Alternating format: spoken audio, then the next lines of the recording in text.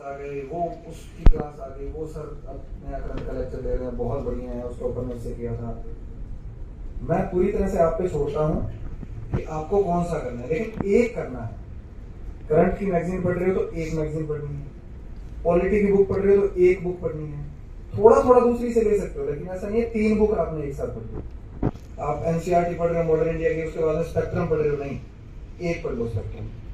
Modern India की NCERT अगर पढ़ रहे हो, छोटी है, उसमें कुछ आपको टॉपिक स्पेक्ट्रम से लाने पड़ेंगे, लेकिन पूरी स्पेक्ट्रम नहीं पढ़नी। क्या ऑब्जेक्टिव है? सेलेक्ट होना है, विद्वान होना नहीं है। ठीक है, तो ये चीजों का ध्यान रखना है। दूसरा ध्यान क्या रखना है कि अपनी लिमिट्स को पुश करना है जब एग्जाम बिल्कुल पास आ जाए। जैसे अभी कितना टाइम बचा प्री को, 1 महीने के राउंड बचा, तब आप लिमिट पुश करोगे।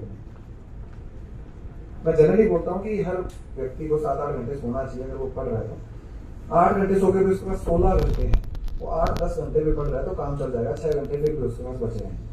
लेकिन एग्जाम के पास फिर ये फंडा काम नहीं करता। एग्जाम के पास आपको 6 घंटे ही सोना है, फिर आपको वही फोकस करना है। लेकिन एक्सरसाइज या फिर वॉक, वो आधा घंटा आपको निकालना है।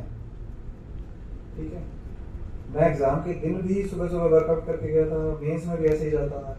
अब वो मेरे को आदत पड़ गई है, पता नहीं मुझे, लेकिन उसका इम्पैक्ट अच्छा होता था कि आपका सर्कुलेशन ब्लड का जितना अच्छा होगा उतना आपका ब्रेन ज्यादा फंक्शन करेगा। ठीक है,